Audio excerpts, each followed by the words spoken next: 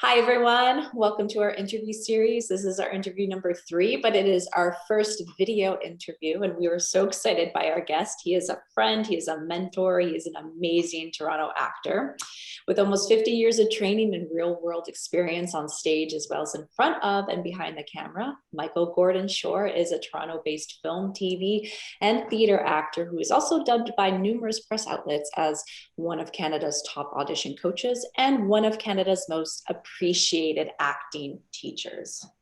He is an award-winning independent short film director and co-producer of a triple award-winning independent feature.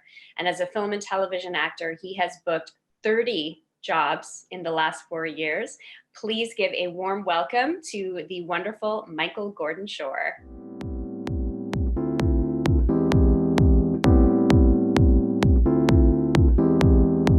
All right, guys, here we are. Big warm welcome to Michael Gordin Shore of Mike Shore's Get Cast. Thank you. You are our first video interview that we've attempted for our little site, and I'm nervous. I don't know. I'm nervous. Yes, I'm nervous. I'm not nervous. My favorite theater teacher, Penelope Stella, used to tell me, "Mike, you're not nervous. You're excited."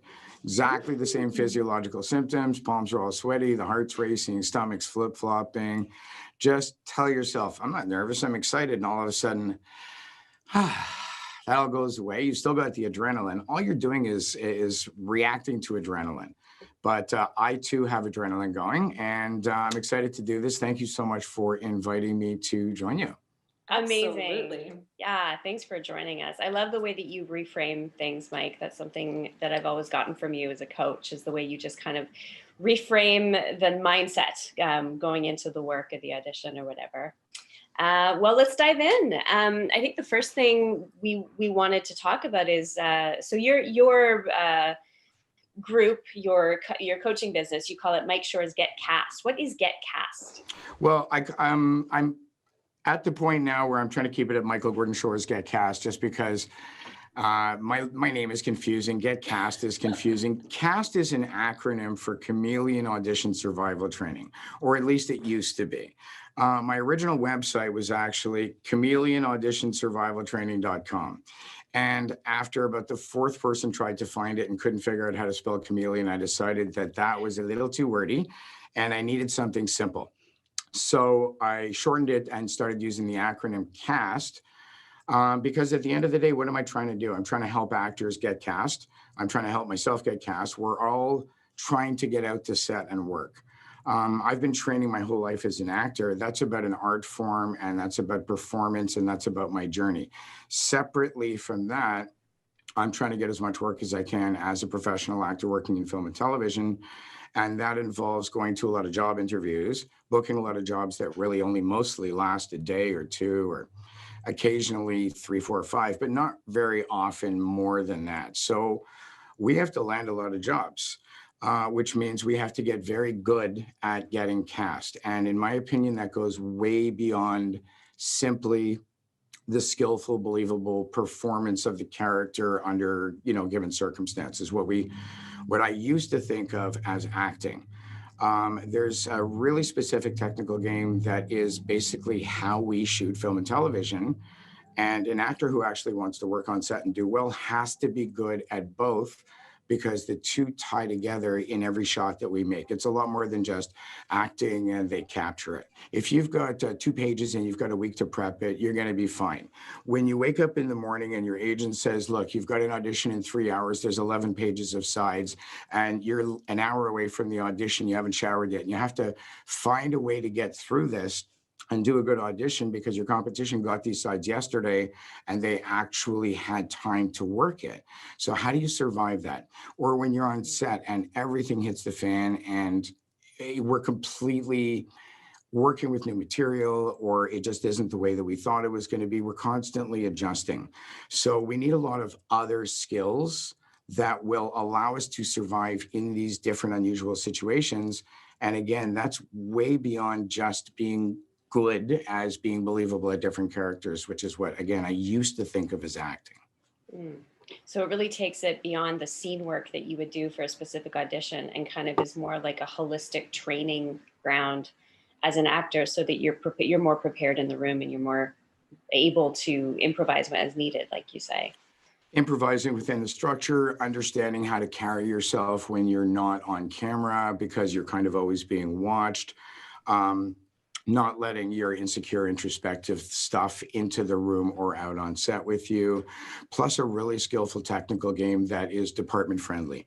If I get to the end of the day and someone from the sound department, someone from the lighting department, someone from the camera department comes up to me and goes, dude, you made my job easy all day long, then I was successful. Can you talk a little bit about the audition process versus being actually on set? Because I think those are two different preparations, right? Mm-hmm. Yeah, you're right. They're completely different animals. I mean, in a way it's the same, and in a way it's different. Everything I say, you know, I can tell you what the rule is, and then I'll tell you 100 times where we break it. So, you know, you have to keep that in mind. The audition's a lot more like working on green screen. You really have to project all the stuff that you're going to see. The audience will see it if you see it. In a normal circumstance on set, you're going to have your machine gun, you're going to have your alien that you're wrestling with, you're going to have all that stuff. In the audition, you're not going to have it. So you got to kind of bring it in and create it with your imagination and make sure camera can see it. The other thing that's really different in an audition is that generally, the reader will not give you a lot. Now, I've done a lot of work as a reader in auditions, and I'll tell you my opinion about why readers generally give you a somewhat neutral read in your audition if you want. You want me to touch on that? Absolutely, that's great. Mm-hmm. Okay, the reason is because let's say we've got 12 actors coming in for the big conflict scene, okay? All of them are nervous or excited, depending on how you look at it. The bottom line is all of them are vulnerable. They'll be easily thrown off.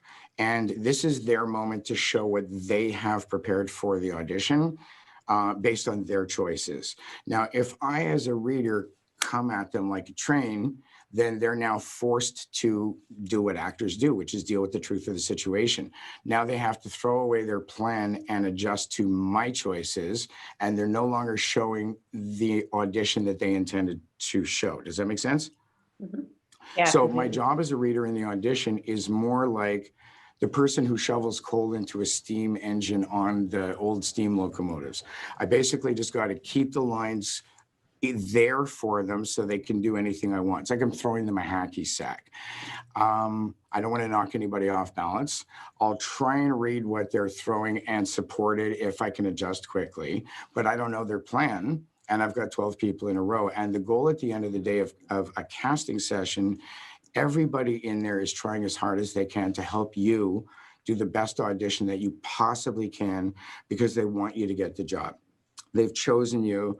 If the audition came up and there were 1,500 actors submitted for the job, for the audition, and only, let's say, 10 or 20 got an audition, that's substantially less than 0.1% of the actors who were submitted, which means casting's already chosen you, vouched for you to the clients, and now they want you to do well. They'll do anything they can to help you. But your reader won't be giving you much to work with like an actor will be on set. You won't have the real stuff. You can move around a little bit, but you don't have the whole space to work with like you will on set. That being said, the technical rules are slightly different, but the acting's still the acting. Where auditioning gets challenging is if you have 2 or 3 scenes that are drastically different. In one scene, you're bawling your eyes out, and in the next scene, you're celebrating, you know, like your loved one's wedding or something. You've only got a few seconds to adjust. On set, I'll have lots of time to kind of get into my headspace. So it is a different animal, but it's using the same tools. It's just the targets are in slightly different places, and you've got to get good at both because, again, it's a balance between some technical stuff and some artistic stuff, and they've got to blend together seamlessly. I love that you've got the perspective from the reader's point of view. I think a lot of actors don't know what goes on in the room because they've never actually got to like sit in a casting session. So it's great to hear that, you know, again, casting readers, they're there for you to succeed. And I love the fact that, like, you know, put your focus on the reader, take it off yourself, you know, focus out. That's great. That's really brilliantly put, Sam. One of the things that I've always encouraged people to do is when the reader's not giving you any focus, okay, the reader's just sticking to their lines and not even really giving you much eye contact. Because the truth is sometimes if I, as a reader, really give eye contact, I can actually throw someone off just with that. So I'm doing them a favor, keeping my eyes on the page and just keeping the timing going. When the reader's not giving me any focus at all, I can actually give them a lot more focus. It's almost like I'm willing them to come up off their page and give me something. And that's kind of, again, my theater teachers call this unbearable intimacy. If I go into a store to buy something with this kind of connection, someone's going to think I'm a lunatic. But in acting, we depend on that constantly. So if the reader's not giving me anything, then I can literally bore holes through their skull with my eyes as I'm trying to reach them. It actually gives me a real permission to look deeply at them. The mistake that a lot of actors make is they feel alone, so they disconnect. And if they're not literally drilling holes through the reader with their eyes, they're gonna go kind of eyes inside their head like you do when you're on the phone and your eyes are open, but you're not really seeing anything. Then your eyes start meandering around because you're not really looking at anything. Does that make sense? Yeah, that makes total sense. It brings another question to mind, like given the state of things right now, we're still in the middle of this pandemic. There's been a huge shift from in the room auditions to Zoom auditions, and also self-tapes have been the norm. And I know for myself, while I've gotten used to churning out self-tapes, and there's a kind of a different process for that, I find Zoom auditions so unsettling because it takes away kind of what you were just touching on. You don't have that same level of interaction with a reader because you have to choose an eye line. Like the other day I did an audition and it went great, but they asked me to adjust my eye line.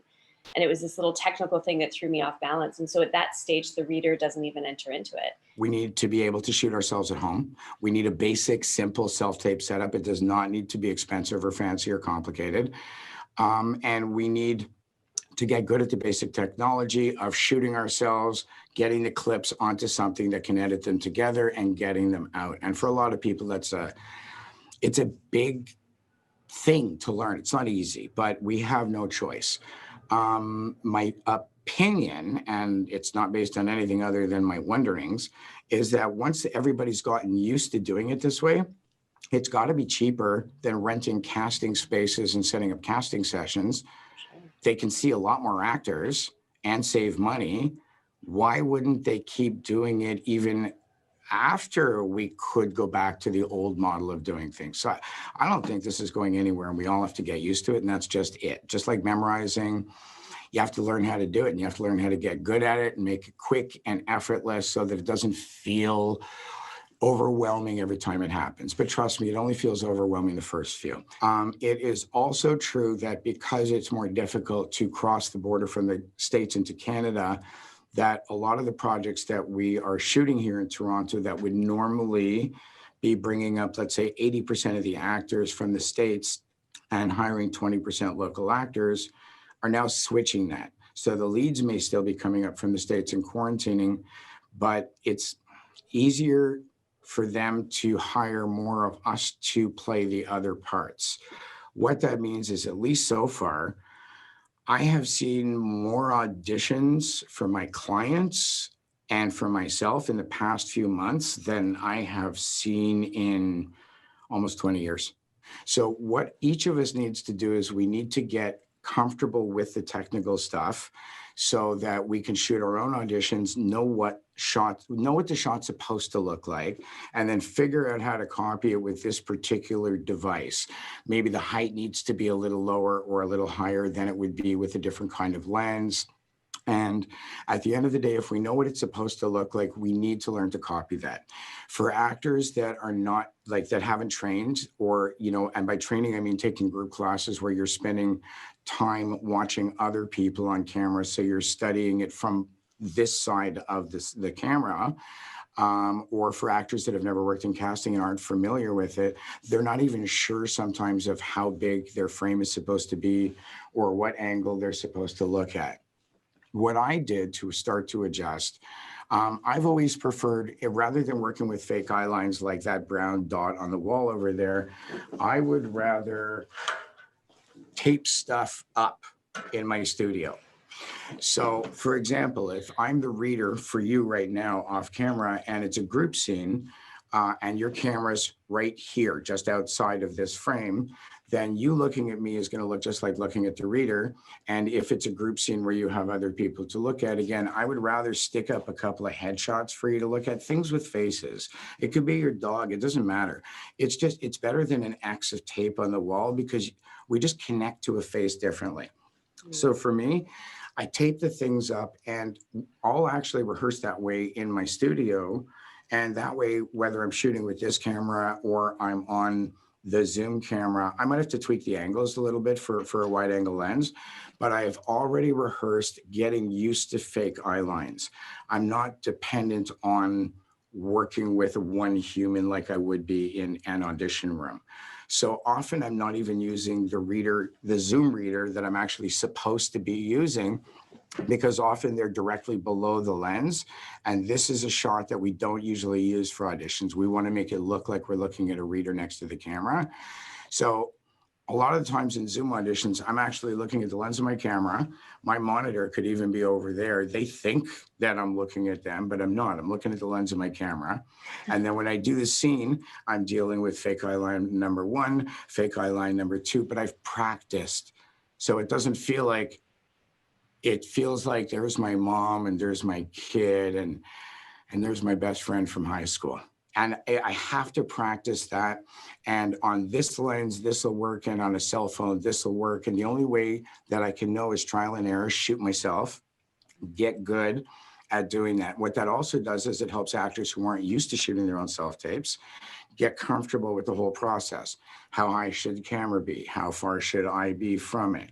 What's the sound going to be like? How do I get the files from here to here? How do I zip them together and get it sent off?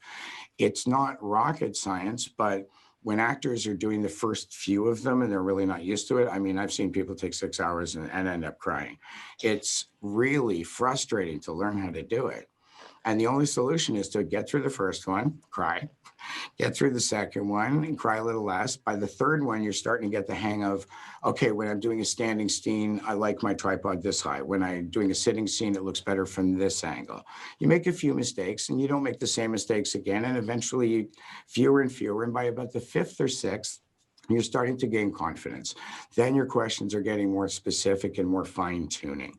Since it's COVID, a lot of people are sending in Since it's COVID, a lot of people are sending in self-tapes. So which is great, because I guess casting's getting to see a variety of people as opposed to just 10 in the room. So it opens up opportunity. But a lot of actors are feeling like their tapes are just getting sent out into this void and never getting looked at, never getting viewed. And they're feeling lost. And can you talk a little bit about what's happening with that? I'm going to start with acknowledging that we all feel that way. And it's a perfectly reasonable thing to feel. And sometimes you just keep throwing pennies in the wishing well. Soon I'm going to have to explain to people what a penny is. You know, how many kids out there now who are like under 5 didn't learn to count by using pennies and nickels and dimes? Anyways, whatever. It's not a void, it's a bank machine. Okay. About 3 years ago, I booked a job on a movie in Ottawa. I was driving out there. I was going to be playing the lawyer in a Lifetime murder mystery. And as I'm pulling up to the hotel, my hair is standing up. I'm having a smoke. I'm greasy from the drive. I look like garbage. This gentleman comes up to me and goes, "Hi, Mike." I'm like, "Hi." He's like, "I'm Max." And I'm like, "Hi, Max." He's like, "I'm the director." I'm like, "Oh, Max, hey, hi, Max, how are you?" He says, "Listen, you auditioned for me a couple of years ago, and I really liked your audition. It was for Freedom 55, and I went with someone local on that one. But when you came across my desk this time, I said, hey, you know, this is our chance to work together." My gears are grinding. I'm like, "The car salesman?" He says, "Yeah." 2 or 3 years before that, I had submitted an audition for a small principal as a car salesman trying to sell the secondhand Corvette. Somehow it stuck in his mind. And years later, he still remembered me. And when he saw me, he hired me for this job. Now, I recently finished shooting my 4th movie with this director. The last 2 have been supporting leads. The most recent one we did, has already spent more than 35 days on the Netflix top 10 in the world list. My feeling is this: every time I put out a good self-tape, they're watching. It's their job to watch. It's their job. Casting's job is to memorize talent. They do not have the time to reply to all of us and tell us what a great job we did, but they went in another direction. They very, very rarely will do that. But it is their job to keep track of it. And believe me, they are doing it. And it can be 4 years later, and something you did that was great will lead to a job or lead to a relationship that has led to now, like, for example, for me, four jobs with the same director. So yes, it can be frustrating. I once went 1.5 years without booking a job, and then I booked 4 in a week. It goes in waves. It's a numbers game. If your job is to do really good auditions, your job is to do good work and put it out there, you're an actor. Statistically speaking, the audition is probably the only time you're ever really going to get a chance to perform this little play that you've built. So be amazing at it and put it out there and be glad that you got to do it. And trust me, they are watching. And if it doesn't pay off now, maybe it'll pay off later, but I guarantee you it got noticed and it is in their head. They are watching. That is so inspiring. That's really good to hear, because I think so many of us just never get that sense. You never get feedback after your auditions, right? It's not like you can, even if you don't book the job, you're never going to get a sense of feedback of like, well, how did I do? Where am I on the scale? How am I performing right now? So it's so rewarding to hear that and to realize that, yes, people are watching, people are paying attention. You may not know it, but trust in the process, I guess, is kind of the takeaway there. So like what in your opinion, Mike, is the kind of magic ingredient or what I think a lot of actors want to know, like what does it ultimately take to book the job? It's a combination of a bunch of different things. If I were going to boil it down to something simplistic, I would quote P.T. Barnum. And I would say, I think it was P.T. Barnum, be so amazing they can't ignore you.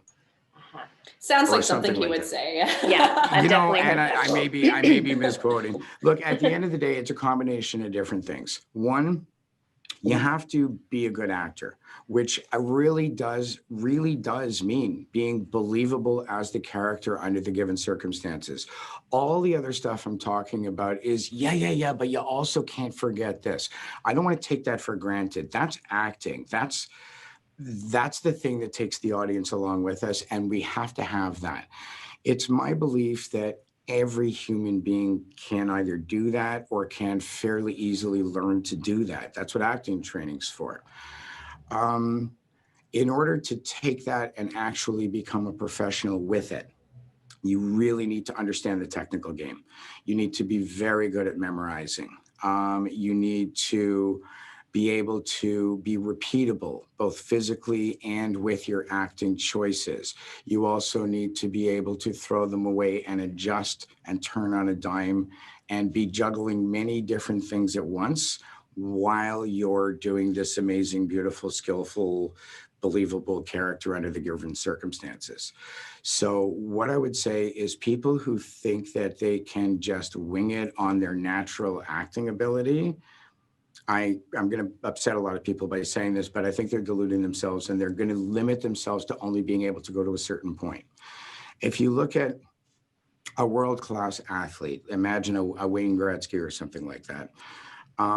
If you want to go to the NHL as a hockey player, you've got to have a certain amount of natural God-given talent, or you worked really hard and got your talent level up, even though you didn't have that amazing amount of God-given talent. And then you've got to train and you've got to practice constantly. If you don't, then you're going to be, a great natural hockey player, but your odds of making it to a professional level and then staying there are slim. It would be a miracle.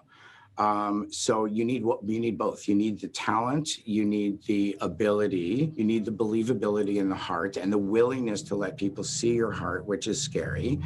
And then you need this precision game to blend the two together. Imagine that it's pre or post-COVID time. and I want to put on a piano concerto. So I rent a big 1,500 seat theater and I fill it. The audience is in there. Everybody paid their $120 to see the show. The lights dim. I come out from the side wearing my tailcoat, my white gloves. I sit down at the piano, crack my fingers back, stretch, everybody leans forward in anticipation, and I begin to play. And I play and I play. And 2 hours later, I'm drenched in my own sweat. And I've played so passionately, my feet didn't touch the ground. And then I get up at the end and I turn to the audience and I bow. And they're looking at me like, because I never actually took any piano lessons. So I don't have any technique. I'm just playing passionately, but I'm not good at scales. I'm not good at chord transitions. So my work is a mess. So then I go home and I say, okay, well, that didn't work. Let me program my computer to play this piano concerto. It takes 5 minutes and the computer plays it perfectly, like literally perfectly. It's a computer. Okay, but that's not good either because perfect is boring and crappy and it's a computer. There's no human heart to it. So what do we need? We need the precision of the computer as our technique, as our foundation. And then sitting on top of that, we need the heart of an artist playing this thing so that not only is the technique there, you miss a note here and there, who cares? No, it doesn't need to be perfect. But your beautiful artistic performance needs to be sitting on a solid foundation of technique, or it's going to be a mess. And the only person who's going to be feeling it and be drenched in their own sweat and that light of, is you. And we need more. If you wanted big parts, recurring parts, series leads, where you're going to be shooting 8 pages, 10 pages a day, 5 days a week for 8 months, like, how many people out there are comfortable memorizing 10 pages a day every day? Yeah, I think that's interesting because I think a lot of people have this end goal of like, I want to be a series lead, but they don't understand what it takes to be a series lead. And then they get there and then they're not fulfilled and they're working 16-hour days and getting pages, like 10 pages for the next day. And it becomes like a crazy environment and you don't see your family and you can't do laundry. And I think like what you're saying is like, be careful what you wish for. And when you get there, you better be prepared for it. Yes, both of those things. I think that acting in film and TV is not what I thought it was when I was a little kid and I was fantasizing about growing up and being an actor. I'm sure that's true for almost everything in life. This is really different than I thought it was going to be. Now, I happen to love it and I'm willing to make the sacrifices to keep doing it, but everything you're saying about it is right. It's a real tough thing. And a lot of people, once they get there and they're like, they realize that this isn't what they signed up for and that it's not for them. And that's fine. It's not just the performance. Look, at the end of the day, we spend 12, 14 hours a day on a set. The camera's going to be rolling on us for a matter of minutes of that. The rest of it is tech adjustments, rehearsals, moving gear. It's an entire lifestyle that is around the performance. So you better fall in love with all of it, or like you say, you're not going to get a lot of satisfaction out of it. Even when you get that big role, you're going to realize, one, it's hard.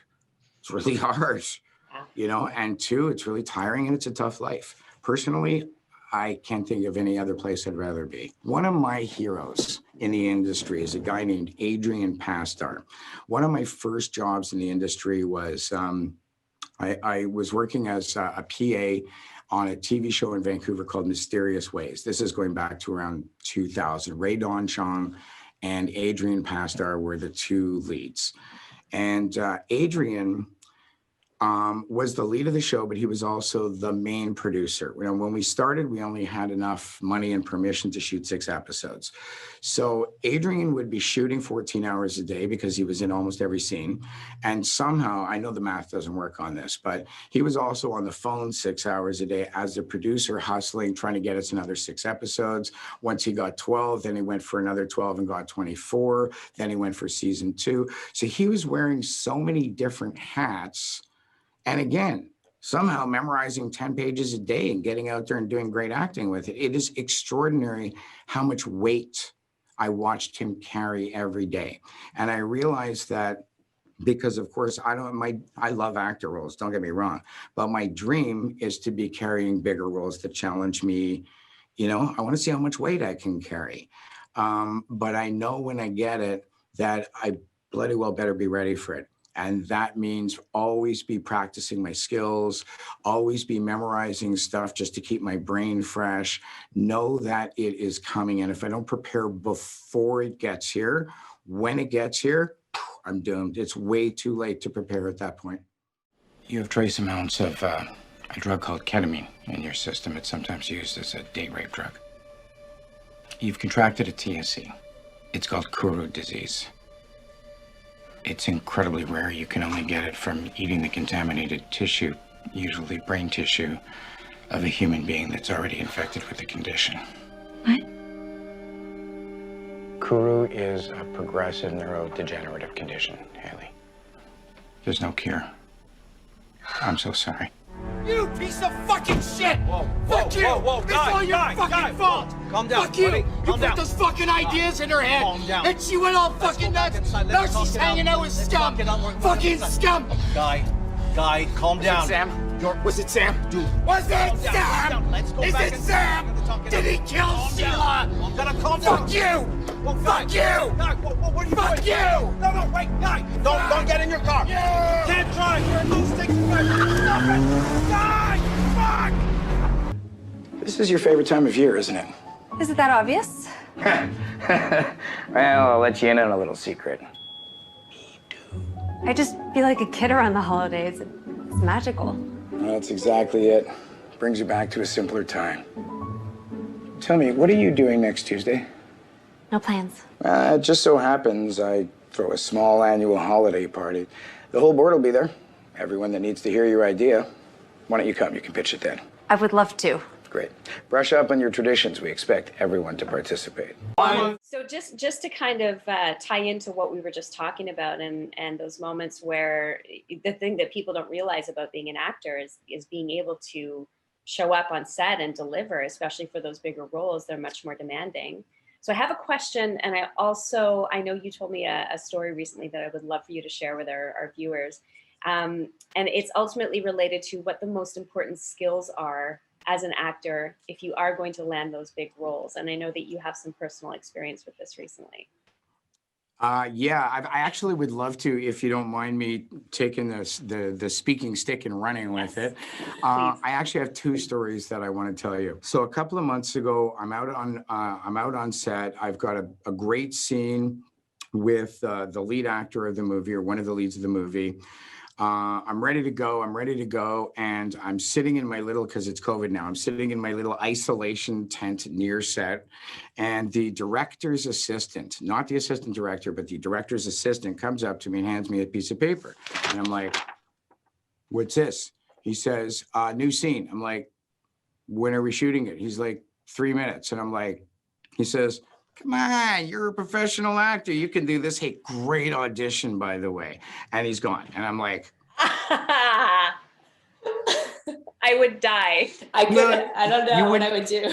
neither of you would die. Both of you are very good actors. But yes, my heart went to 200, same as anybody else's would have. I looked at it. It was manageable. But again, I'm the kind of person, I come from a theater background. Given the choice, I will rehearse the poop out of everything. When I did my scene on Suits, I found out on Monday, I booked it, I shot it on Thursday. I probably ran that scene 400 times with my tape over the next few days while I'm washing dishes, while I'm walking down the street, trying everything I can think of. We need two sets of skills to survive in this thing. We need a preparation system for when we have all the time in the world.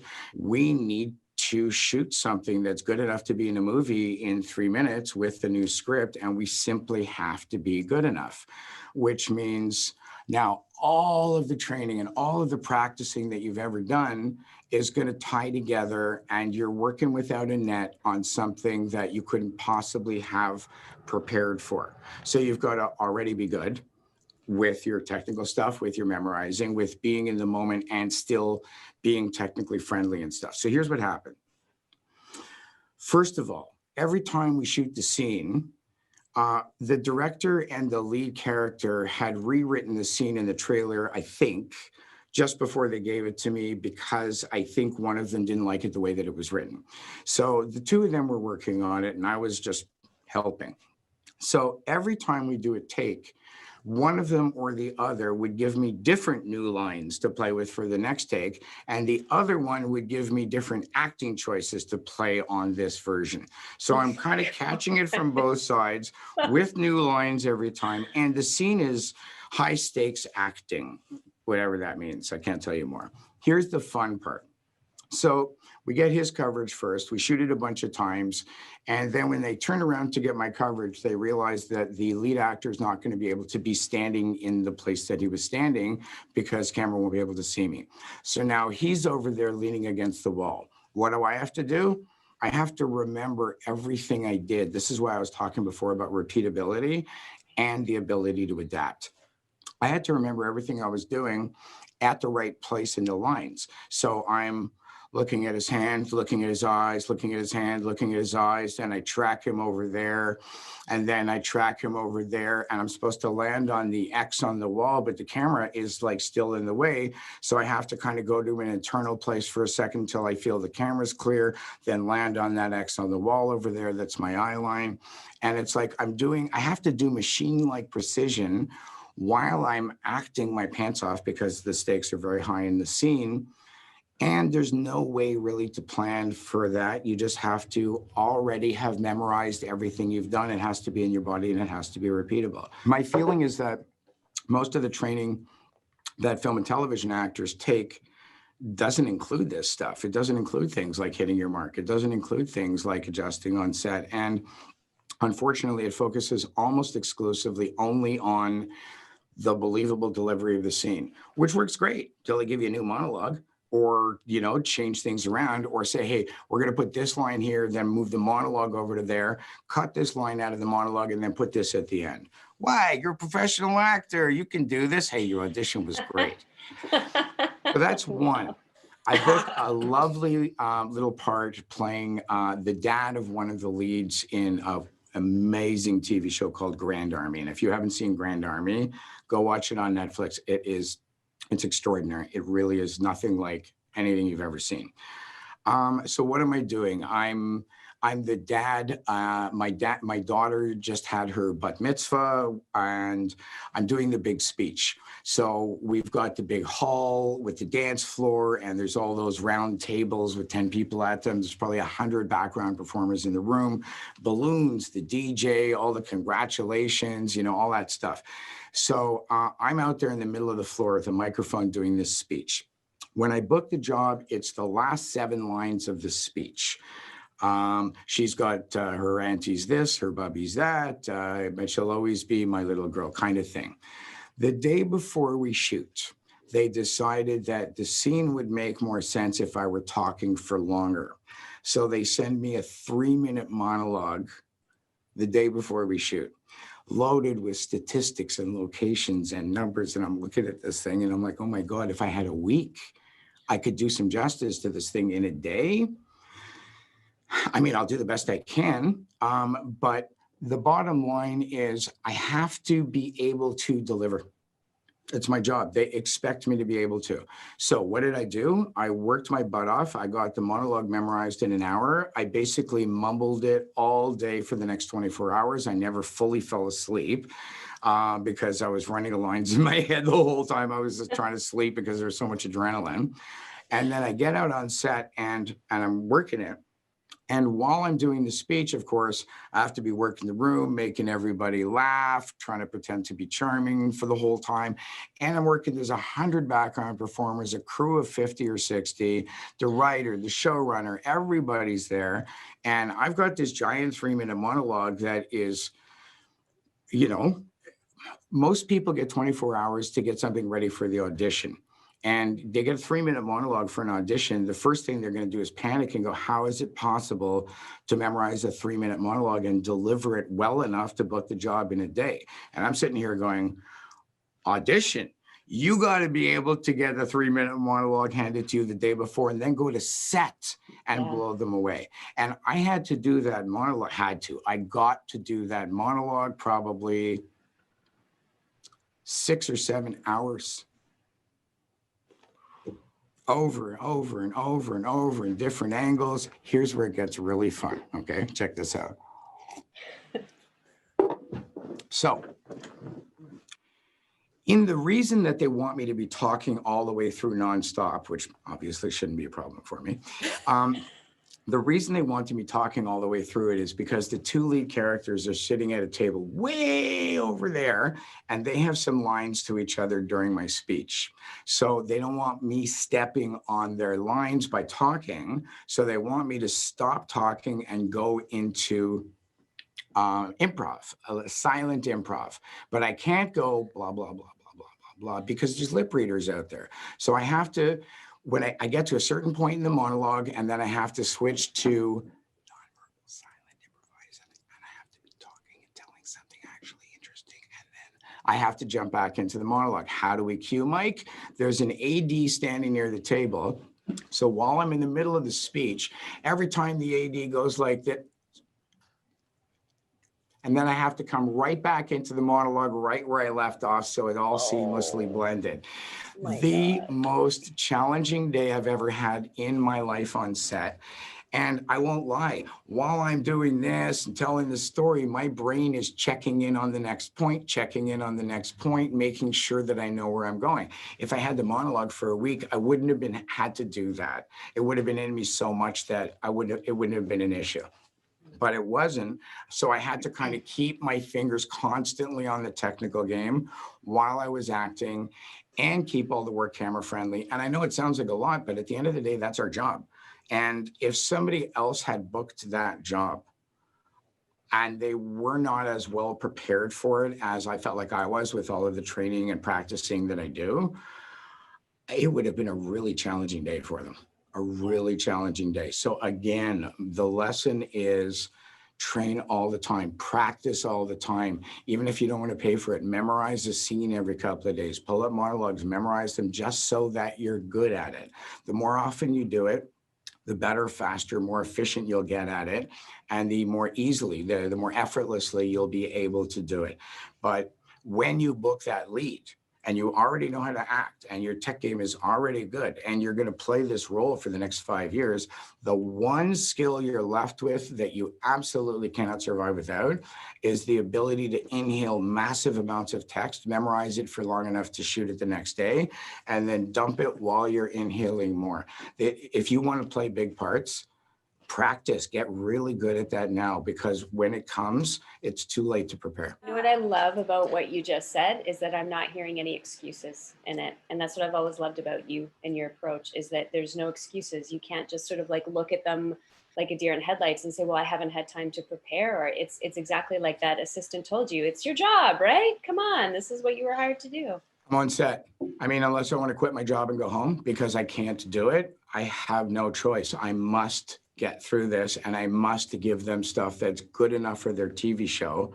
I must. There is no alternative. The best part of that was the whole thing happened the week I was shooting a 4.5-minute long French-English bilingual monologue for another show. And I don't actually speak French, which means I was working with a French coach, and I was already having the most challenging week of my life when I booked this part in Grand Army. Wow. This industry is feast or famine. You're either drowning or you are wondering if your phone is disconnected and if your agent still knows who you are. This industry is hard. And I think people don't understand that, like, being an actor isn't glamorous. I think sometimes there's a misconception of like what we see on TV and Hollywood and red carpets and parties and money. But the reality is that a lot of the time it's not the lead role. You're doing small roles, and maybe you're doing ACTRA roles for 50 years. I don't know.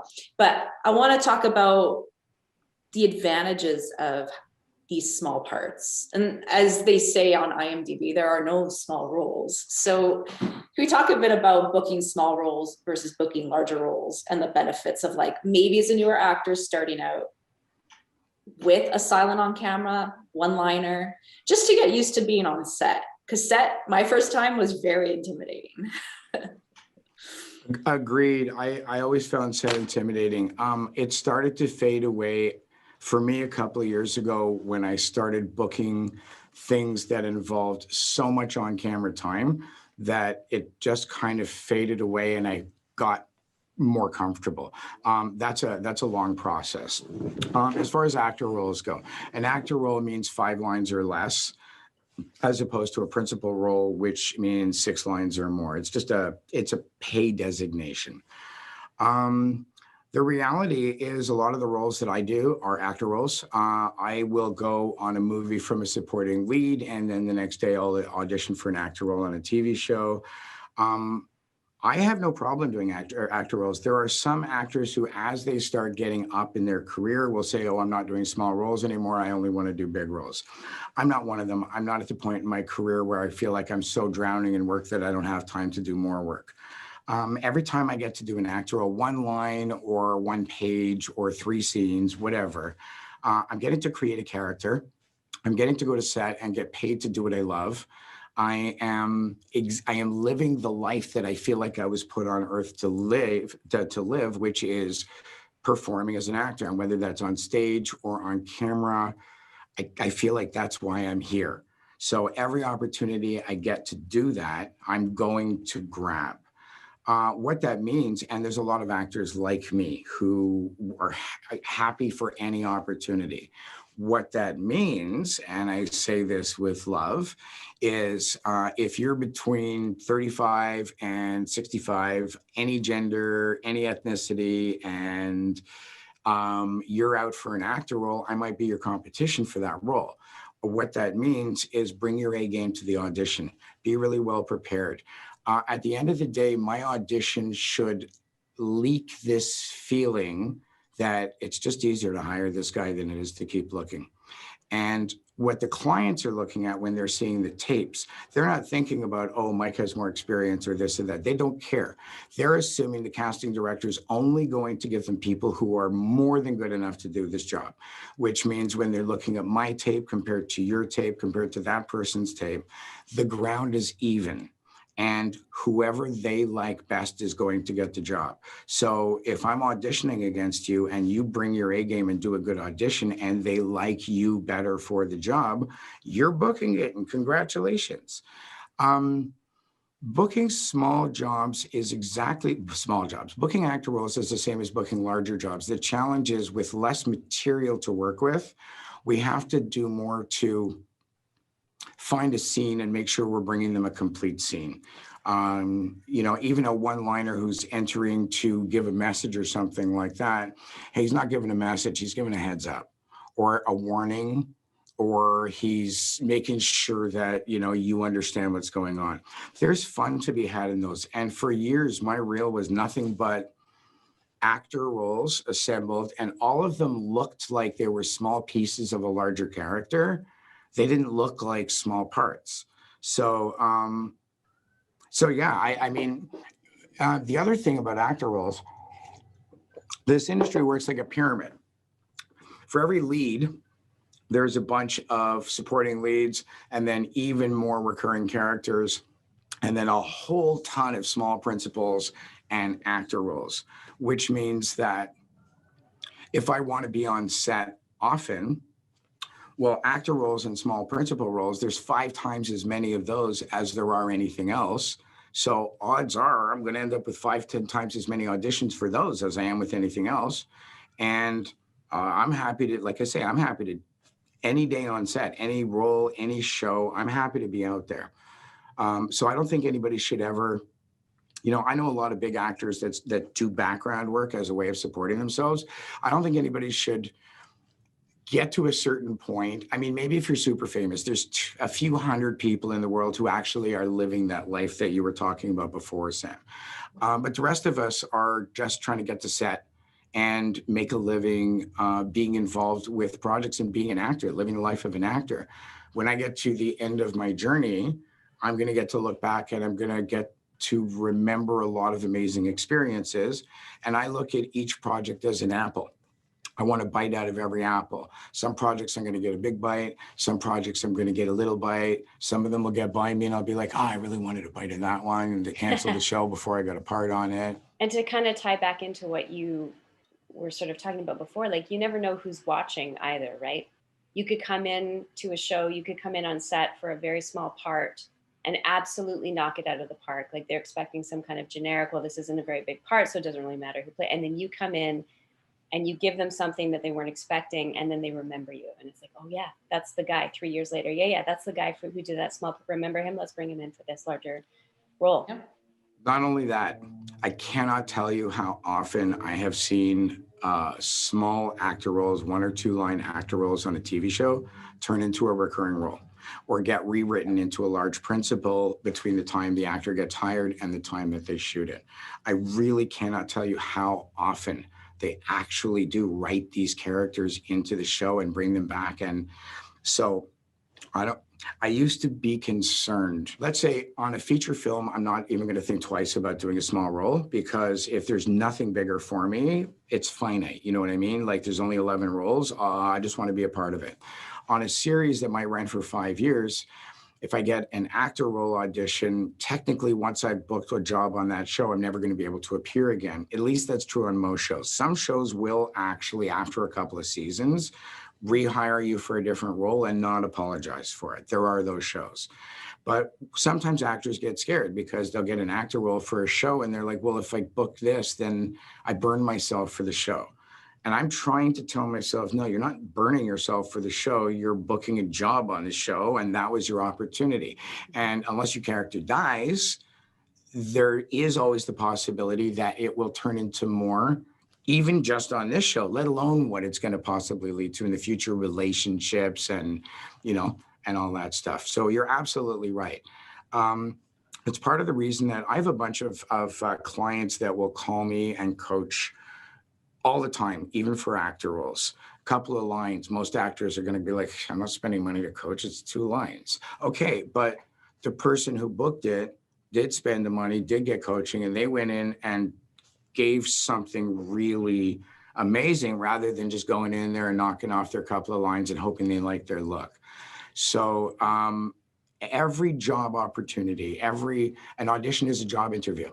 Every job interview that I have, it's my intention to book the job. I do not book every job. And I put out some auditions that honestly, I'm like, I can't even believe they didn't hire me. It was such a good idea. You know, but again, there's other people who are also putting in great auditions. And this is a really weird business, okay? If we were in the business of running 100-meter dashes, then all 10 actors would line up at the starting line and we would run, and whoever ran the fastest and broke through the tape first, the judge would come out and put the ribbon around their neck and say, you were the fastest runner and therefore you won the race. If I take that analogy and I use it on auditioning and I say, okay, well, what actor did the best audition?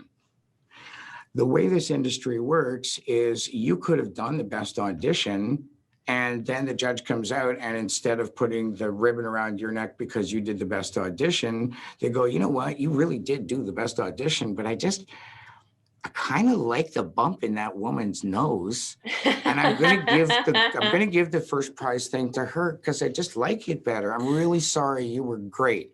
Thank you so much for coming in. Mm-hmm. It's the nature of the beast. Once we've done our job and put it out there until you can call it the void, I call it a bank machine. I am investing in my reputation with the casting directors, with the producers, with the directors. It is a bank machine.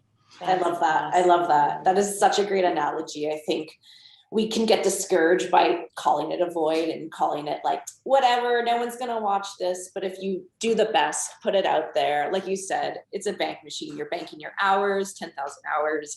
You're banking on the fact that people are going to remember you. It's a great analogy. Yeah. We constantly, if we're constantly investing in our reputation by always putting out good work, investing in ourselves by always practicing and training, then we'll constantly be improving.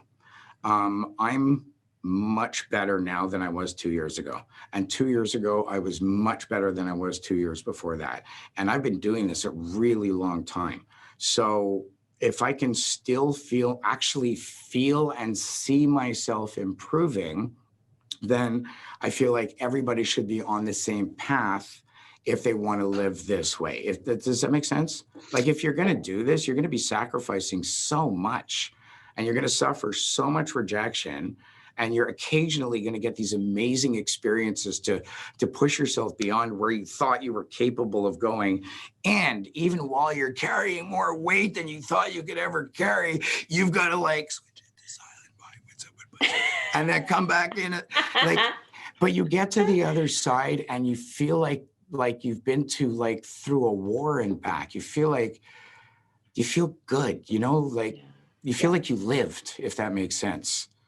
Yeah, and I think that's like the journey of an actor, is that you never stop learning, as with any artist. There's always more to learn and grow. And agreed, sometimes I watch some stuff that comes out 3 years later and I'm like, I'm not that same actor that did that 3 years ago, but I can see my progression, and that's a win.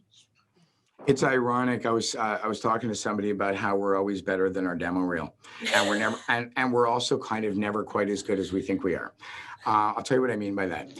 My demo reel is guaranteed to be filled with footage that I shot at least 6 to 8 months ago, up to years.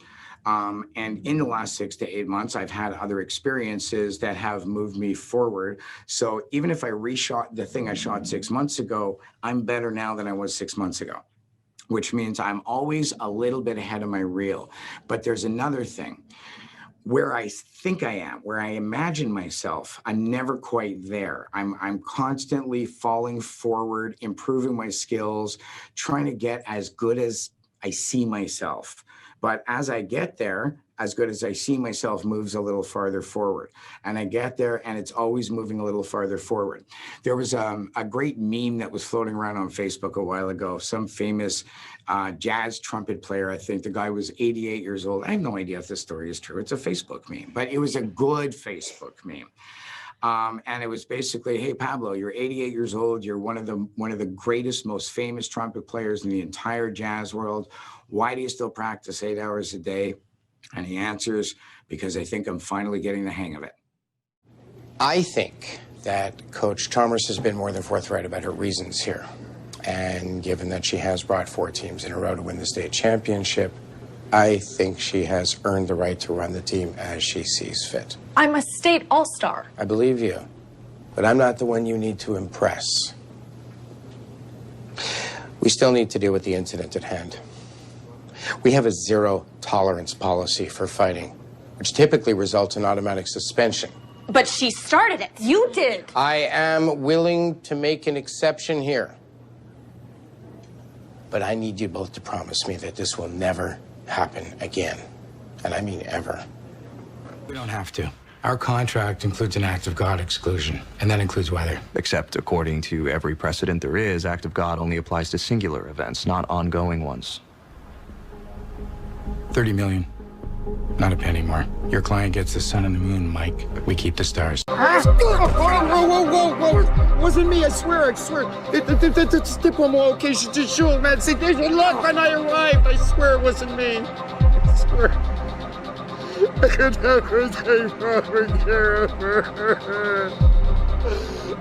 She deserves so much better than me for a father.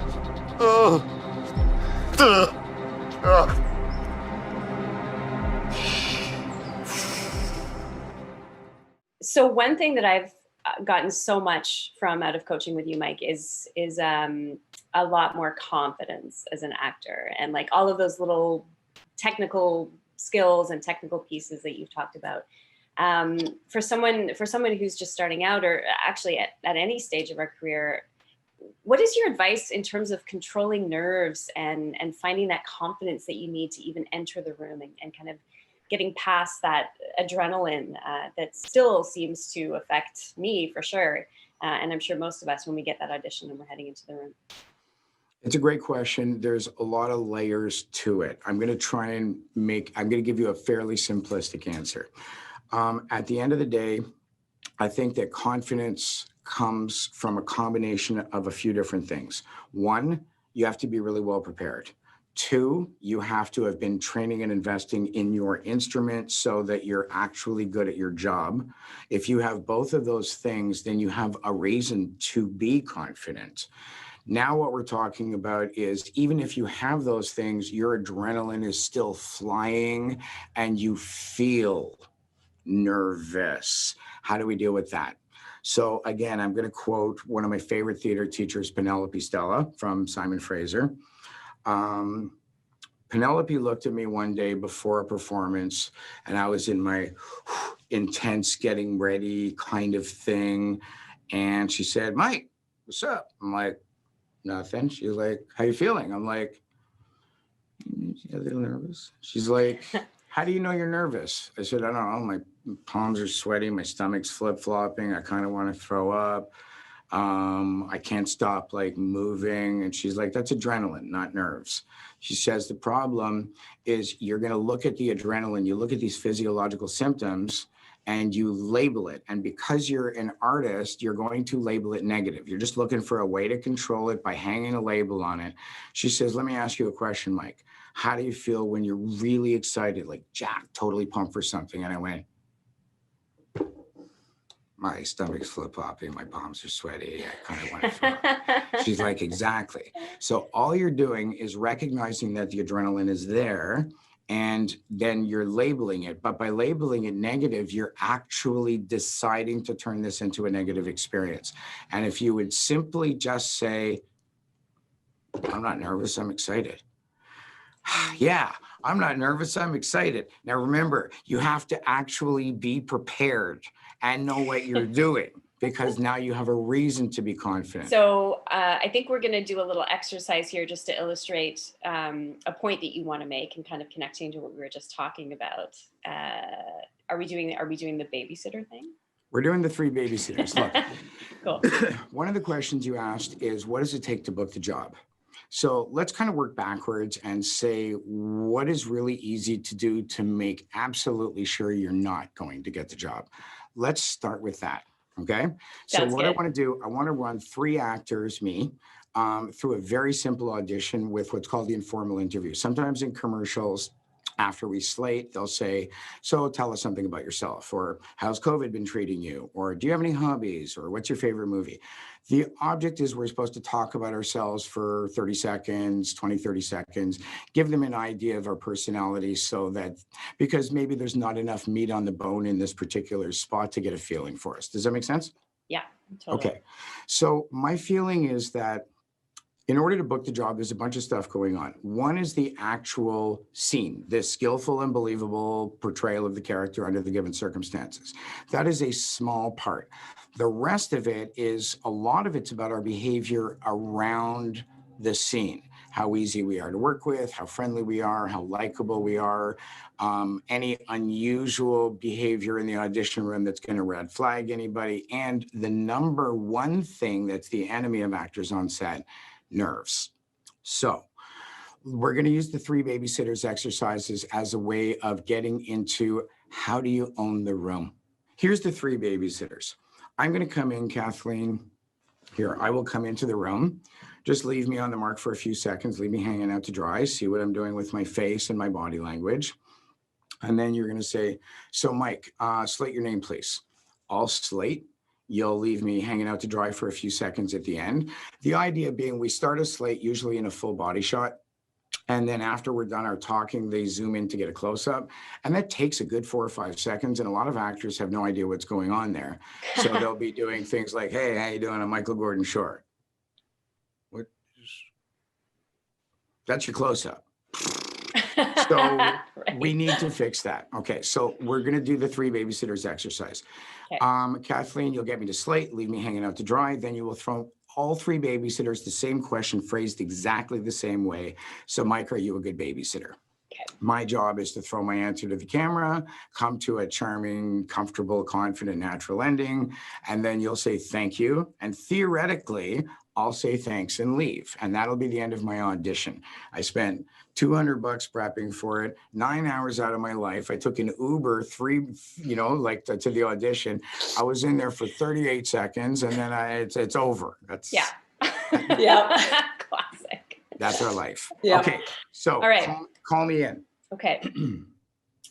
All right, Michael Gordin Shore. Hi, how are you? It's so nice to meet you. Thank you so much for bringing me in. This is such a great opportunity, and I'm really, really grateful for the opportunity.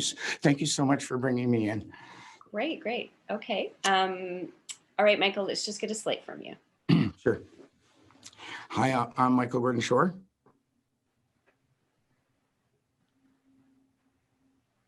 All right, great. Thank you. Okay, Mike, so just first off, right off the bat, just a quick question for you to get things rolling. How good of a babysitter are you? I'm a really good babysitter. I've been doing it my whole life, and I have a little sister who has special needs, and I was always in charge, excuse me, sorry, of helping her with her homework and meals and stuff like that. And if I got an opportunity to do this, I could do a really good job.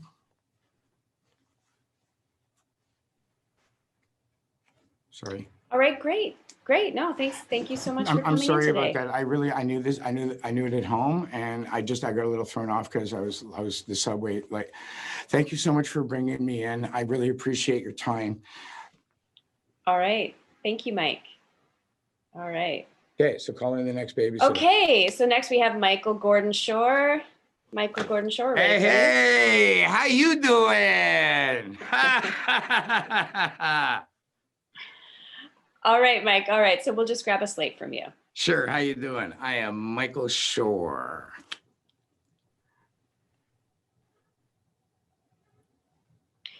All right, that's great. Thanks so much, Mike. So just really one question here. Shoot. How good of a babysitter are you? All right, okay, let's be honest. I'm the best you're gonna find, okay? I have been babysitting my whole life. I teach 13 classes down at the local college on babysitting. I've written like 35 books on it. I mean, if you want to save yourself like maybe, I don't know, $1 an hour or something, you can hire one of those people out there. I think I see a couple of my students out there. But hey, if you're looking for the best of the best, you're looking at it right here. All right, that's great. Thank you so much. Thanks so much for coming in today. You are welcome. I'll see you on set, huh?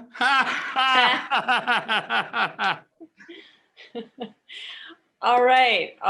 Let's clear the air from that actor. All right, we've got a new one to coming in. Michael Gordin Shore. We're all ready for you. Come on in, Mike. Hey, how you doing? Great. How are you? I'm good. Sorry, I got a little something stuck in my lung there. That's all good. All right, Mike, we'll just grab a slate from you. Sure. How you doing? I'm Michael Gordin Shore. Fantastic. All right, thanks, Mike. So just really one question for the room today. How good of a babysitter are you? Well, it's babysitting. I've been doing it my whole life. Let's see, around my acting, I am an acting coach, and I work with a lot of kids and teens. I used to be a counselor at camp. And, I have a little sister. She is allergic to peanuts, so she's got an EpiPen, and I don't know, I managed to not kill her. So if there's any special circumstances or anything like that, I'm sure that I can handle it. No problem. That's great. Awesome. Thank you so much. Thank you so much for coming in today. Thanks. Thank you very much for bringing me in. Have a great day. You too. So 3's getting it, even though 3 was far from perfect. Why? Mostly because he's not babysitter 1 or babysitter 2, and we're out of choices. So let's go process of elimination. What is it about babysitter number 1 who's probably the most qualified for the job?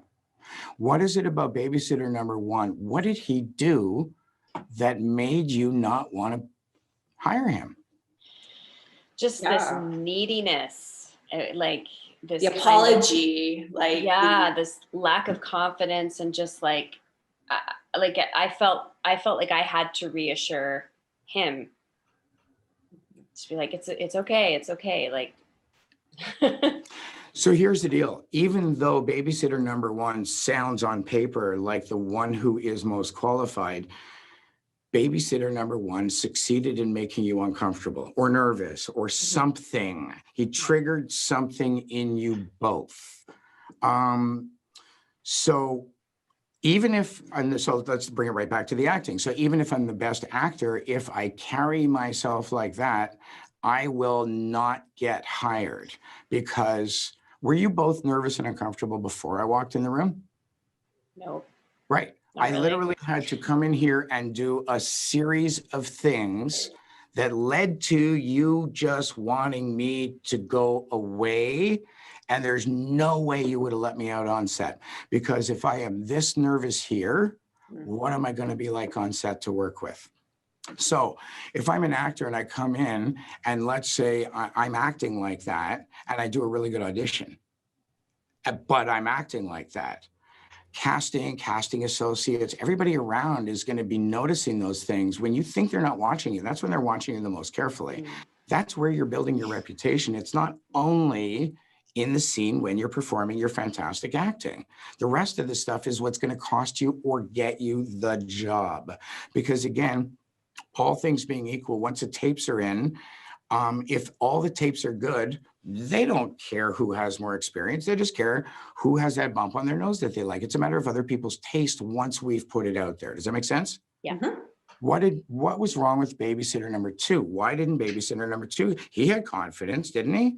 Yeah, I was a little overconfident, a little too pushy, it felt a little fake. Yeah, didn't feel genuine. Okay, and the minute he stopped seeming genuine, you stopped believing anything he said. One little flicker, and you questioned everything I said after. I couldn't agree with you more. So here's how I look at it. Babysitter number 1 was really nervous, and it got in the way. Babysitter number 2 is what I call the overcompensator. Babysitter number 1 is an imploder. Babysitter number 2 will overcompensate, trying to pretend that they're not nervous. But if you're looking carefully, you can see that that person is just as terrified as babysitter number 1, which sometimes will allow you to forgive them in the moment for being so much, if that makes sense. But you still don't want them around you on set for 15 hours a day, do you? No. Right. So babysitter number 3 gets the job by default because he's not babysitter number 1 or babysitter number 2. That's really cynical, I know. But what did babysitter number 3 do that was actually okay, pretty good? Not perfect, but pretty good. Anything? It was just calm. It was honest, likable, I guess is a term I would use. It felt very like, it was personable. That's the word I was talking Yeah, about. it was authentic. It was just a kind of an authentic interaction. My emotions didn't change in one direction or another. It was just like a pleasant conversation. I didn't feel like overly affected in a bad way by what he was doing. Like I could work with you. Yeah. And that's one of the biggest things you're looking for in the audition. It's not just finding the perfect character, the perfect actor to play the character. It's also building the perfect team to go into extraordinarily difficult circumstances, working in the woods 18 hours a day, in the winter, at night. It's going to be hard. Everyone's going to be tense. People are going to want to yell and get upset. We're all tired. We need to be a really good functioning team. That is at least maybe even more important than your skillful delivery of the part, which any of the 10 actors who audition could deliver. So let's get to how, because babysitter number 3, I'm telling you, even while I was doing it, I was nervous. I could feel myself being imperfect. I could feel myself going, fudge, if I did this again, I would do this differently. You know what I mean? Far from perfect. What am I doing to control my own nerves, which is originally the subject? Where did this come from, what I'm about to talk about? 20 years ago, I was working with the standardized patient program out in Vancouver with a woman named Sheila Dyer, who basically created the standardized patient program in Canada and spread it. And I was doing a big speech. We were just about to do the Medical Council of Canada exam. I was the site coordinator.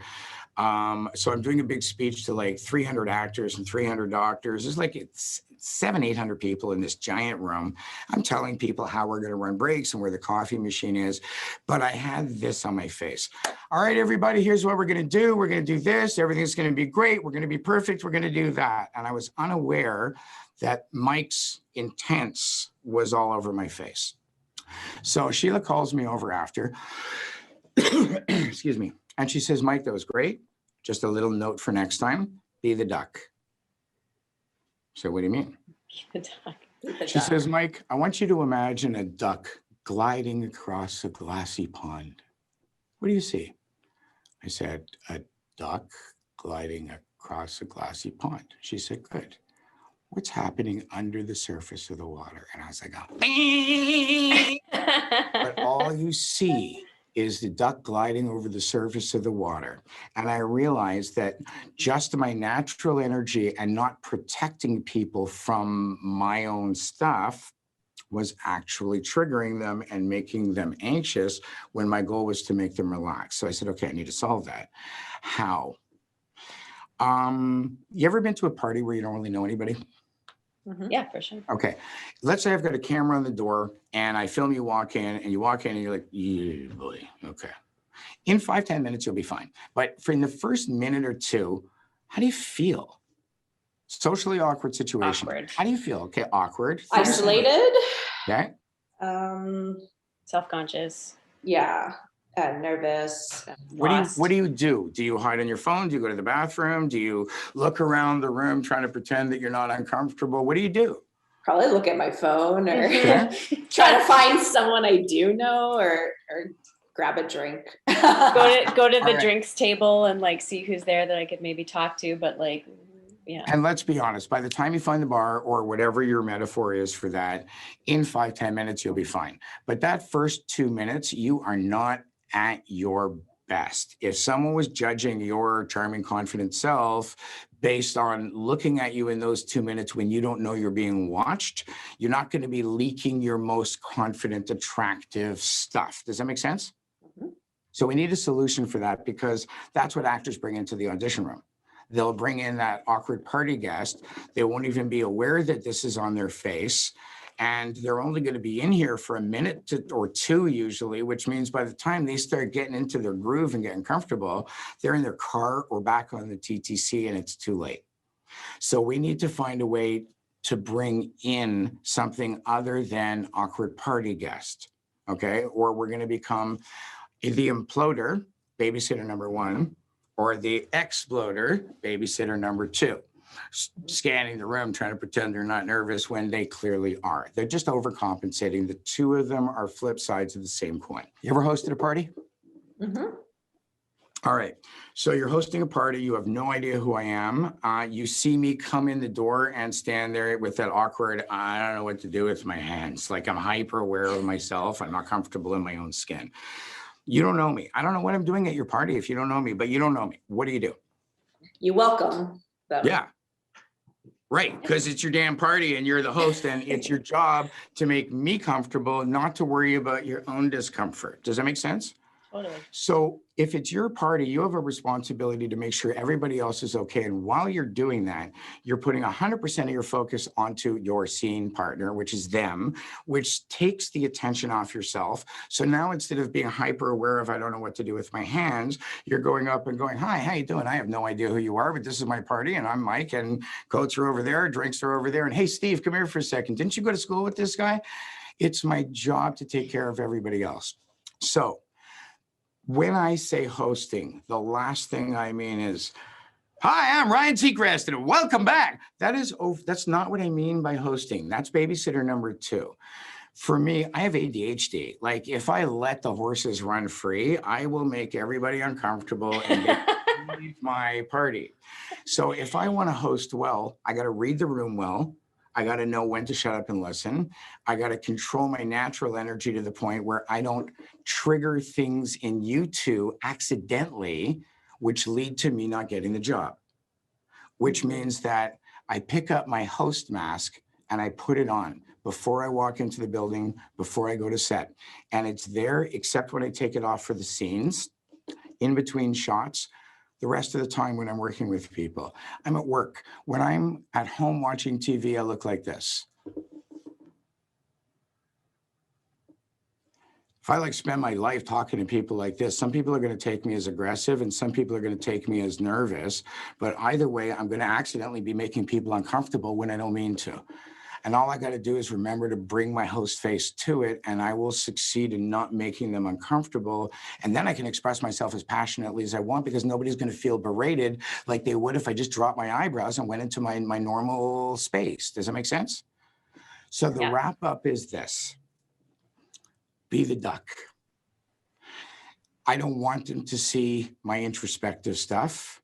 I don't want them to see my insecurities. I don't want them to see that intense is one of the ways that I work. I want to protect them from it so that I'm not accidentally triggering them. I want to host. If I'm succeeding in taking care of everybody around me, the attention comes off of me and I'm free to do my job.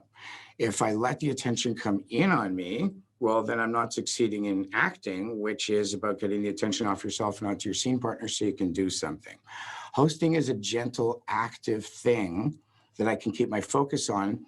And what that does is it controls the appearance of nerves. My heart can still be doing 200. My palms can be sweaty. My hand can be shaking to the point where I need to steady my hand, my paper with the other hand. But as long as I keep taking care of the other person, succeed in hosting, I won't accidentally trigger those things that babysitter number 1 and babysitter number 2 triggered. Those are the ways to not book a job. That is a ultimately simple but incredibly effective shift in mindset. I'm not saying it's totally easy to do. And it takes a certain permission to be, now if you want to take this image all the way, now I'm putting myself into a position where I'm at your party and I'm giving myself permission to walk up to people I don't know as if I am the host. Remember, I'm not going too far and acting like I own the place. That would be babysitter number 2. I'm reading it well. I'm finding a way, just like when we learned how to do Greek chorus in theater school, one of the things that was fundamental to choral work is that you not hear individual voices coming out from the pack. The goal is to blend and be as one. So as a guy who's got a big, loud voice, I actually had to make sure that I didn't overpower the people around me. I had to learn to mesh and work together with them. Does that make sense? Quieter ones had to come up a little, louder ones had to come down a little, and we all had to work together. Working together is how we create this stuff. So that skill is absolutely fundamental. Part of the reason that I have been hired by the same teams over and over, like this director I was talking about before, has hired me 4 times. The producers that he was working with on that movie have also hired me 3 times. That casting director has led me to getting cast a whole bunch of times. And again, if any of them had had any issues, problems with me on set, challenges with me not knowing my lines or not being prepared, me being snotty to deal with or difficult, any of those things would have led to me not being invited back again for the next one. So there's so many things around the acting that we have to be good at if we want to have longevity in our careers. When I went to theater school, and I say this with so much love and respect, the people that I went through theater school with twice, once at John Abbott and then once again at Simon Fraser, this is a long time ago, almost all of them have chosen to do different things with their lives. It's very hard as an actor to manage our career goals and our life goals. Career goals being, I want to be an actor, I want to get paid, I want to be in a series, I'm going to go to Vancouver for pilot season, then I'm going to do this, then I'm going to do that. Then there's life goals. I want to get married, I want to have kids, I want a car, I want a house. Your acting income is not going to guarantee you that, which means you need a second income or a plan B. And in the long run, this is such a difficult life that most people end up choosing to do something different with their lives, which means that just like that pyramid of big parts down to small parts, there's a pyramid of actors who come into the industry and how many are still choosing to do this X number of years later. So in my 2 theater school ensembles, as far as I know, I could be wrong, 16 people started in each of them. So 32 brilliant, amazing, creative theater artists started. And now 20 years after I graduated, I believe that there is 2 of us who are making a living as professional actors and 1 of us who is directing professionally. And I'm pretty sure that everybody else has their life has taken them into different directions and they're not acting anymore. Yeah, that really affected me because it's something I think I've been struggling with, is that life versus profession, and getting to that point where like, now what? And I think it's so important for actors who especially are coming into the industry to understand that like, you might not make income right away, or there might be a year that you don't do anything, or then there's a year that you do so much, and it's so all over the place, and it's a really hard decision to make as you get older too, to decide what you want to do. And I'm glad you brought that up, because I think that's something that's not discussed enough when entering the profession. You got to do it because you love it. Mm-hmm. There's two ways to read that. You got to do it because you love it.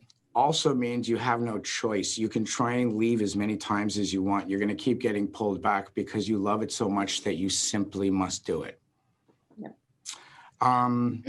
Even in my good years of acting, my successful years, the ones that make me look great on Facebook and I'm booking big parts and yada, yada, yada, the amount of money that I've earned in those years is nowhere near what I needed to survive that year. My coaching and my teaching and my other stuff is supporting my actor's journey. If I only survived on my acting money, I myself do not earn enough and have never earned enough off my acting alone to pay my rent and my food, let alone buy me a house and a car and support kids and put people through college. It's impossible. People who come to this and think that they're going to make, okay, I want to just throw, this is a negative, but it's also a positive. At the end of the day, we got to do it because we love it. I want to crush the dreams of anybody who's coming into this because they think it's going to make them rich and famous. Okay. I want to talk about odds and statistics. Ready? Please. I want you to name me 5 Canadian actors who have gone from I never heard of you to multimillionaire status in the last 2 years. Me too. Me too. That's so bad. I'm like, oh no. Me too. Now I don't listen, even think of any actor right now. maybe Tatiana Maslany, but I don't even know. Tatiana has been really famous for a long enough while. time. Yeah. Yeah, and if we have to go back 10, 12 years to find that, that's a little, well, you're making my point. Now, Right. One of my clients recently booked a new Marvel superhero named Shang-Chi. And that will lead to, well, he'll be a multimillionaire from that. That's probably the biggest money thing that I've had my fingers in. And it's probably one of the biggest money advancements that a Canadian actor has had in a long time. Okay, so we have 649 here. We also have Lotto Max. So what that means to me is that every year, 52 people or groups of people are going to become multimillionaires from winning the 649. There's another 52 people or groups of people who are going to win the lottery on the Lotto Max and become multimillionaires. Then there's a bunch of instant million prizes. What that means is we're talking about somewhere around, I don't know, 120, 130, 140 people a year who are going to become multimillionaires from winning the lottery. And we cannot think of one actor who has gone from I never heard of you to superstardom. We have to go back to Tatiana, Russell Peters, Ryan Reynolds, Jim Carrey. I mean, we could go back to the 80s. And I'm not saying there's not a lot of Canadian actors that make the shift up to that high level. There are. But when you consider that there's tens of thousands of us, the 4 whose names we know is irrelevant. It's not a smart business plan. You can't buy a house assuming that you're going to make that kind of money. No. It's a smarter business plan to buy a lottery ticket. Therefore, if you know that your odds are very, very slim of making that kind of money, again, you got to be doing it for other reasons. You got to do it because you need to do it, because you love to do it, because even if you know it probably won't lead to blank, blank, blank, that you don't care. And you choose to do it anyways. Talking about that, how did you survive all these years in this industry? What is the takeaway from that? All right. There's a couple of things. One, my dad taught me a long time ago and I didn't understand this when I was young. I thought it was cynical. 75% of success is continuing to show up. And I said, what do you mean? He says, well, in the long run, you'll realize that almost everybody else stops. And I was like, that is so cynical. I'm going to succeed literally because everybody else stopped showing up. He's like, look, it's just an expression. Take it or leave it. Do what you want with it. My dad was a triathlete until he was almost 80 and his legs gave out on him. And his feeling was, I don't care how slow I go, I'm going to finish. And he always did.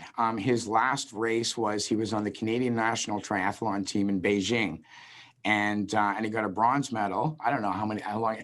I mean, he was so slow. There were times he would finish and they'd already finished putting away the chairs and like someone hung around to give him his medal, but the whole event is over and here comes my dad. But he always finished. And his wall is just adorned with all these medals of things he finished. And I said, okay, all I have to do is refuse to stop, refuse to go away. And let's be honest. I mean, my entire life has been about investing in my skill set. I'm practicing by coaching. I'm practicing 6, 7, 8 hours a day, every single day, so that when I get my opportunity, I'm in fighting shape. Longevity at the end of the day is about being the last. One way of looking at it is about being the last person standing when everybody else around you has fallen. And that takes a lot of sacrifice. I don't have a car. I don't have kids. I don't have a house. I can't even imagine what it would take to have a nest egg big enough to put a down payment down on a. I put $1 million condo into a mortgage calculator that popped up on my Facebook feed. I said, okay, let's put down 10% because, you know, let's put down 20%. So I put down 20% of imaginary money, $200,000. I'm like, okay, what's my 30-year mortgage on $1 million place? $7,000 a month. I'm like, I'm an actor. I am so grateful that I am working regularly, that I have my coaching and my teaching as a way to allow me to continue this journey. But if I was in it for the money, I would have left a long time ago. I would have become a lawyer or a doctor or a business person. I would have banked all kinds. I can still quit acting and open up an acting school.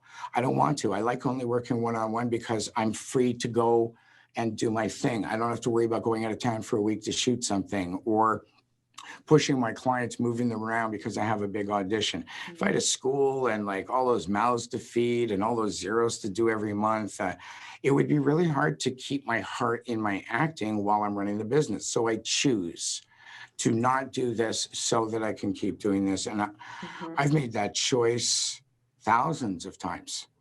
And I just keep making the same choice. I'll stick to my path. Mike, thank you so much for all your wisdom. It is so refreshing to talk to you. I get inspired every single time I work with you and talk to you. And you just, I feel like you just give a name and a voice to the things that we're constantly battling in our heads and our hearts as actors. And yeah, I just thank you so much for sharing that. We will be posting, when we post this beautiful interview, we will be including links to your website, your Facebook group. We will definitely have all of that in writing, but if you want to maybe just give us a quick sense of like, if someone wants to connect with you, what's the best way to go about it? How do we book a coaching if we want to get in touch with you? Well, for starters, thank you both very, very, very much for having me and for giving me an opportunity to talk to people. I just want to remind people that at the end of the day, all I'm ever able to give anybody is my opinion. I'm a working actor. You know, I just booked my 30th job in the last 4 years. Wow. Thank you. Yes. I shoot it sometime in March. Amazing. Assuming that everything goes smoothly and we keep the COVID protocols and everybody keeps being careful and we can continue. One of the things that's also I'm hoping that will end up in the link is I recently led a master's class at the ACTRA conference, and I'm going to, with ACTRA's permission, I am going to share that video with you so that if anybody wants to watch me blab some more, you'll have a link for that also. As far as reaching me goes, my website is michaelgordinshore.com.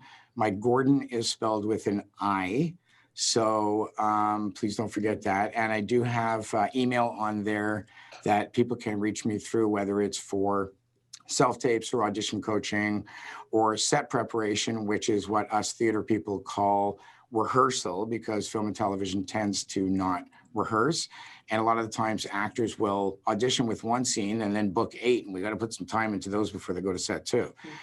And I also do one-on-one private training. I like working one-on-one with people because I can spend a lot more time on the material and go a lot deeper. And when we teach group classes, there's really only about 15 minutes per person per week that we can spend.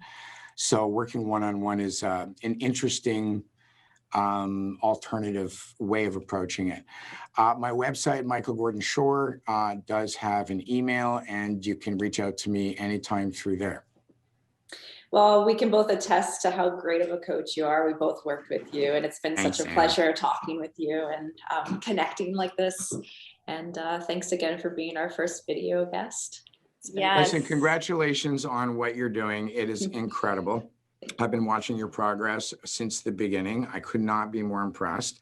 And I'm really glad that you invited me to be a part of it. Thank you. Thank you. Thank you.